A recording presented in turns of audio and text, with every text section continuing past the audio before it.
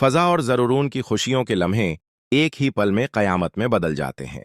सड़क पर अचानक गोली की जोरदार आवाज गूंजती है और जरूरून फजा के सामने जमीन पर गिर जाता है। फजा की चीखें फजा में फैल जाती हैं। वो घबराकर जरूरून के पास बैठ जाती है। इसके कपड़ों पर बहता हुआ खून देखकर उसके हाथ कांपने लगते हैं। आसपास खड़े लोग बदहवास हो जाते हैं। कुछ लोग फायरिंग करने वाले डाकुओं के पीछे भाग पड़ते हैं, मगर वह उन धीरे में गायब हो चुके होते हैं। जरूरून के सीने से निकलता खून देखकर फजा को बार बार चुकने लगते हैं। उसकी आंखों के सामने अंधेरा छाने लगता है, मगर वह खुद को संभालती है। चंद लोग आगे बढ़कर फजा की मदद करते हैं।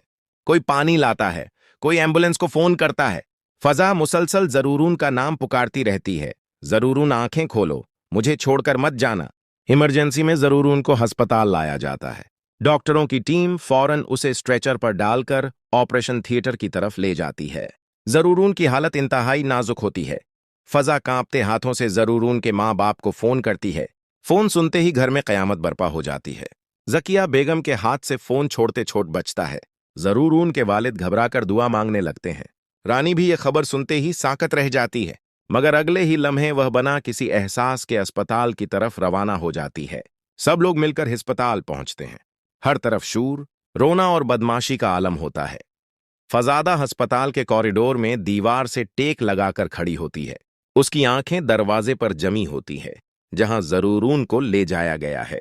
अचानक रानी की नजर फजा पर पड़ती है और वह आते ही उस पर टूट पड़ती है। रानी फजा का गुला दबाकर चीखती है, यह सब तेरी वजह से हुआ है, तो मनहूस है। मेरे भाई का यह हाल तूने किया है। फजा सांस नहीं ले पाती। उसकी आंखों में खौफ उतर आता है। जकिया बेगम और रानी के वालिद फौरन आगे बढ़ते हैं और बड़ी मुश्किल से फजा को बचाते हैं। इसी लम्हे साकब गुस्से में रानी को जोरदार थप्पड़ मारता है। बस बहुत हो गया रानी, यह अस्पताल है, कोई तमाशा नहीं। सब लोग मिलकर रानी को फजा से दौड़ ले जाते हैं। फजा जमीन पर बैठ जाती है। उसकी हजकियां बंध जाती हैं। वह रोते हुए कहती है, अगर जरूरून को कुछ हो गया तो मैं जिंदा नहीं रह सकूंगी। उसी वक्त डॉक्टर बाहर आते हैं। सब लोग दौड़कर उनके पास जाते हैं। डॉक्टर संजीदा लहजे में कहते हैं, मरीज का बचना मुश्किल है, बहुत ज्यादा खून जाया हो चुका है। हमें फौरन खून का इंतजाम करना होगा, वरना हम कुछ नहीं कर सकेंगे। ये सुनते ही फजा की दुनिया जैसे अज्जड़ जाती है। वह वहीं बैठकर रो पड़ती है। जरूरून के वालिद फौरन खून देने के लिए तैयार हो जाते हैं। साकब भी आगे बढ़ता है।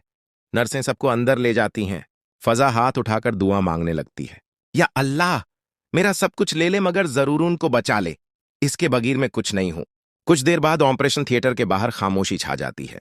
हर एक की नजरें दरवाजे पर जमी होती हैं। रानी एक कोने में खड़ी होती है। इसके चेहरे पर ना पछतावा होता है, न दिख, बस एक अजीब सी बेचैनी होती है। जिकिया बेगम की नजरें बार बार रानी पर जाती हैं, जैसे अब उन्हें सब कुछ समझ आने लगा हो। वक्त आहिस्ता आहिस्ता गुजरता है। आखिरकार डॉक्टर बाहर आते हैं। सबकी सांसें रख जाती हैं। डॉक्टर बताते हैं, हमने पूरी कोशिश की है। अगले 24 घंटे बहुत अहम है। अगर होश आ गया तो जान बच सकती है। फदा शक्कर अदा करते हुए जमीन पर सजदे में गिर जाती है। उसकी आंखों में आंसू होते हैं, मगर दिल में एक कमजोर सी उम्मीद जाग उठती है।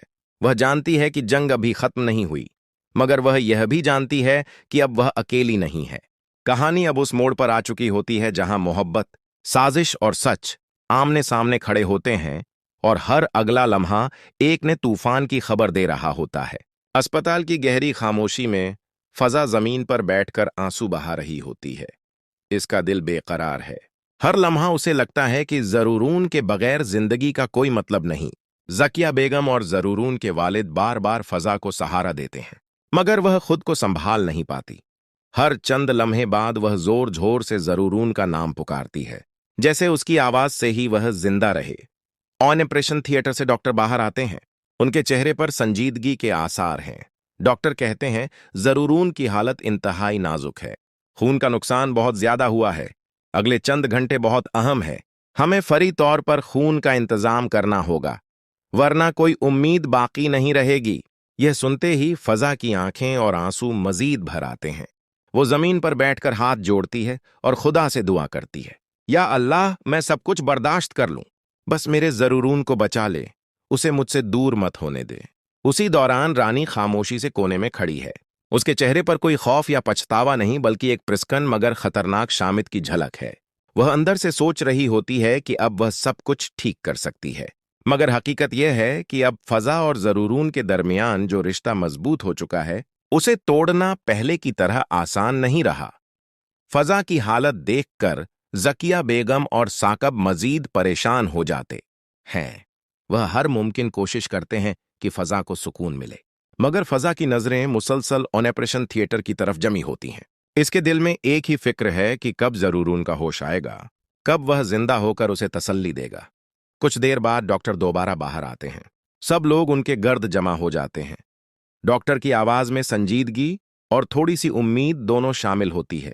वह बताते हैं जरूरून के बच जाने के इम्कानात हैं, मगर अगले 24 घंटे इंतहाई अहम है। अगर इस दौरान कोई पेचीदगी पेश आई तो नतीजा खतरनाक हो सकता है। हमें हर मुमकिन तैयारी करनी होगी और खून का इंतजाम पहले से मुकम्मल रखना होगा। फद्दा की आंखों में आंसू और दुआ के साथ उम्मीद की छोटी सी करण जाग उठती है। वह जमीन से उठती है, जकिया बेगम के कुंधे पर सिर रखकर कहती है, अब कुछ भी हो जाए, मैं उसके साथ हूं। कोई उसे मुझसे अलग नहीं कर सकता। इस मंजर में खामोशी छा जाती